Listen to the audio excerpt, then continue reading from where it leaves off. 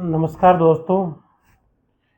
राजस्थान काश्तकार अधिनियम 1956 की धारा 42 के तहत कोई भी SC/ST का व्यक्ति किसी भी स्वर्ण वर्ग के व्यक्ति को अपनी कृषि भूमि का बेचान, दान या वसीयत नहीं कर सकता है। संविदा अधिनियम की धारा 25 के तहत इस प्रकार का संव्यवहार प्रारंभ से ही शून्य होता है एवं प्रभावहीन होता है। यदि कोई स्वर्ण वर्ग का व्यक्ति किसी SC/ST के व्यक्ति से उसकी कृषि भूमि खरीद लेता है और पश्चात में वो ये दावा करता है कि मैं इस कृषि भूमि में पिछले कई वर्षों से काबिज हूँ और कृषि काश्त कर रहा हूँ, इस कारण मुझे एडवर्ड पोजेशन के आधार पर यानी प्रतिकूल कब्जे के आधार पर यह खातेदार घोषित किया जाए, परंतु राजस्थान काश्तकारी अधिनियम की धारा 42B के तहत उसे किसी भी प्रकार के खातेदारी अधिकार प्राप्त नहीं हो सकते हैं। यदि कोई स्वर्ण वर्ग का व्यक्ति किसी SC/ST के व्यक्ति से इस प्रकार जमीन खरीद लेता है या वसीयत या दान में